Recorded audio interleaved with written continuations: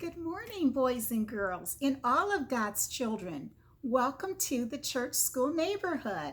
I'm Sister Angie Spears, the excited South District Church School Superintendent, and my presiding elder is the Reverend Janet Jenkins Sturdivant of the South District of the Philadelphia Annual Conference. Again, we welcome you today, and what a wonderful lesson we have. Let's get started.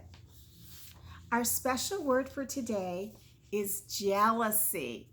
Jealousy. I think we all know what that means, don't we, boys and girls? Our lesson today is titled, When Love is Lost. It comes from the book of Genesis, the very first book of the Bible, and we're in chapter 37. And we're looking at verses 2 through 11, then 23 through 24a, and then we're going to skip down to 28. It's the story of Joseph. It's the story of Joseph. When we first meet him, he's a young man, and he is the son of Jacob. And remember, Jacob is the son of Isaac. And remember, Jacob and Esau, they were twins, and Jacob tried to steal his brother's blessings, his brother's birthright. So now we have, in today's story, now Jacob has this family. He has quite a few sons, and in this family, there is Joseph. And we find out very early on that the father has partiality towards Joseph. He kind of loves him more than he loves the others. And we all know that's not something that should happen. God loves all of his children. And he doesn't say, oh, I don't love you. You I love the most. God doesn't do that. He loves us all. Joseph's dreams. When we start our lesson today, because it's a long lesson, we're not going to read every chapter, but I hope that you will. And I'm hoping that you'll read the entire Genesis of chapter 37. But just to give you a little bit of background, if we go to Genesis chapter 35, starting at verse 23, that's where you'll see the sons of Jacob. And you'll find out that he was married first to Leah. And with Leah, he had Reuben, which was his oldest son, then Simeon, Levi, Judah, Issachar, and Zebulun.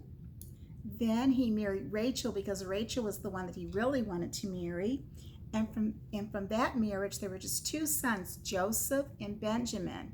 And one of the reasons we find out that he was so partial to Joseph is that he was so in love with Joseph's mother. And then there are other sons that he has. And so if you take the time to look, you'll see that Jacob had 12 sons. And again, just go to Genesis chapter 35, beginning at verse 23. When we start today's lesson, here's what we find out. And again, I'm not going to read the entire chapter 37, but I just want to tell some key points. Verse 2, this is the account of Jacob's family line. Joseph, a young man of 17, so when we meet him today, he's 17 years old. He was tending the flocks with his brothers, and we know he had 11 brothers, the sons of Bilhah and the sons of Zilpah, his father's wives, and he brought their father a bad report about them. So if I had continued reading, you'll find out that the father married Leah. He really wanted to marry Rachel, so then he marries Rachel, and then he marries both of their servants. In those days, in those Bible times, that was certainly okay, that a man could have more than one wife. And as we continue to read, we'll find out that Joseph was a dreamer.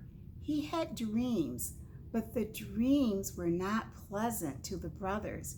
He would say things like, I had a dream, and you were bowing down to me. And the brothers, oh, this is like our brother, and we're going to be bowing down. Who does he think he is, right?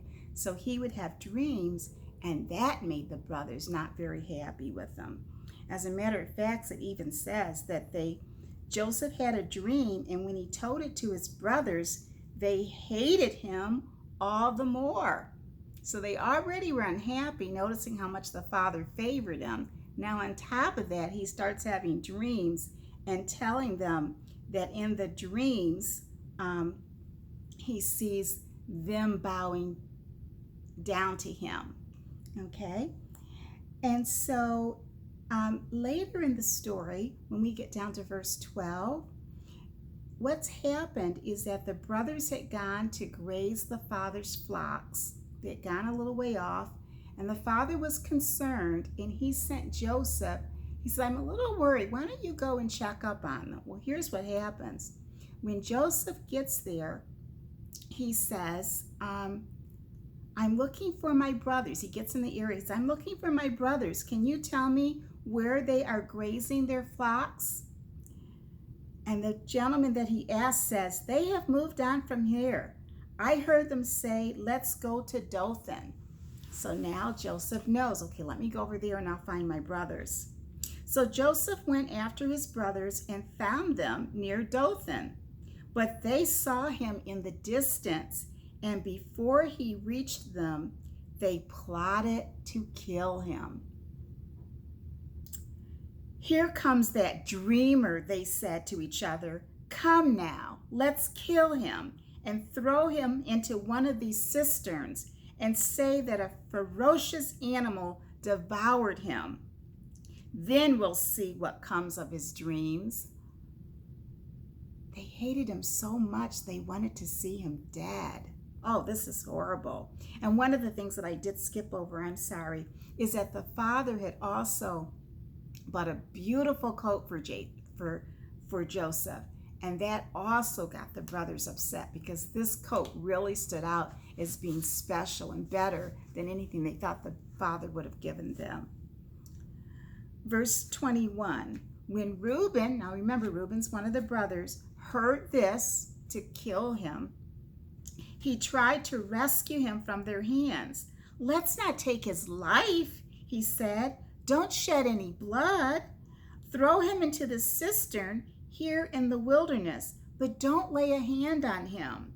Reuben said this to rescue him from them and take him back to his father. So Reuben's intention was, let's just leave him there. And then Reuben had an intention then to go back and rescue his brother and take him back home. Verse 22, so when Joseph came to his brothers, they stripped him of his robe. Remember, that was the thing they were so jealous of. The ornate robe he was wearing, and they took him and threw him into the cistern. The cistern's like a ditch.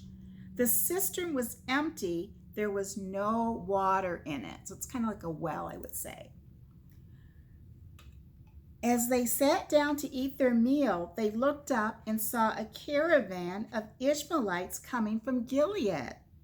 Their camels were loaded with spices, balm, and myrrh, and they were on their way to take them down to Egypt.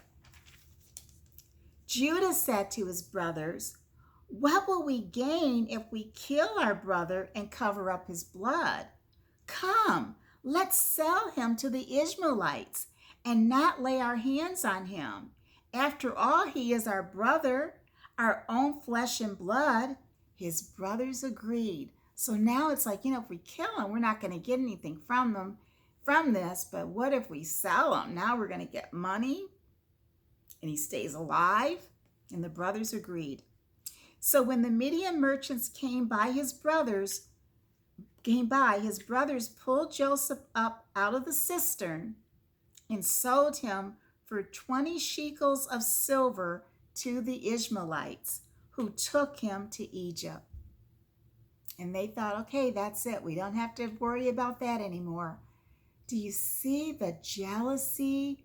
How they were just so upset with their brother. And when we really read this text, we'll find out that what they had thought was true. It even tells us that Joseph that Jacob loved Joseph more than the other sons, and that's why he got him that coat.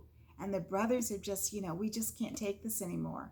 We're going to either kill him, and then when they see these Ishmaelites coming by, they say, you know what? We'll sell him. That's terrible, terrible, terrible.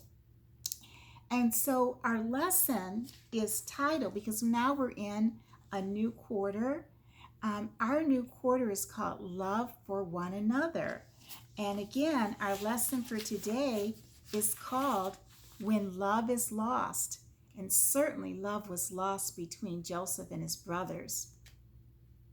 And as we were reading this story, it was Buttercup who shared that he had a really good story to share about favoritism and feeling jealous. Buttercup has the little sister named Daisy. And one of the stories that Buttercup shared with us is that his mother has a very good friend named Minnie. And Minnie has all boys. She must have like 5 boys. So when Buttercup was born, Minnie went, oh, another boy.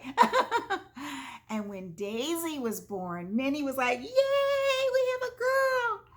And Minnie just went, you would have thought Daisy was hers.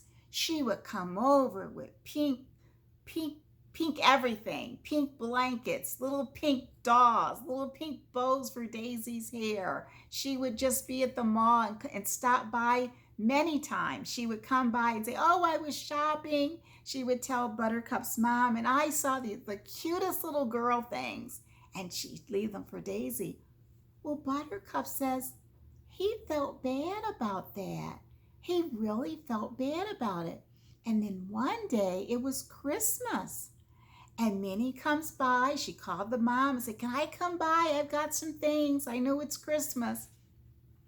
And she brings these gifts into the home, and there were 6 gifts. They were all pink with white bows, and they were all set for Daisy. And when Buttercup looked, and he got so sad, and the mother, she didn't have to look at Buttercup. She called Minnie into the kitchen, and she had a talk with Minnie and says, you can't do that. I know you're excited with Daisy, but Buttercup has feelings too. You can't show that kind of favoritism, because then he'll resent his sister.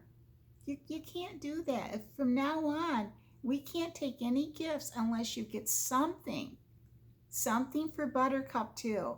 And guess what? The friend understood. She said, oh, I'm so sorry. I didn't, I have all boys, and I was just so excited, and you're so right. I would never want to do anything to cause hard feelings. And then from that point on, now when she comes, she treats them both equally. Sometimes she comes through the door, and the first thing she'll say, it used to be always, where's Daisy? Now she'll come in the door, where's Buttercup? Where's Daisy? Sometimes she purposely says Buttercup's name first. And Buttercup loves it because he feels special again. Patches, on the other hand, doesn't have any siblings.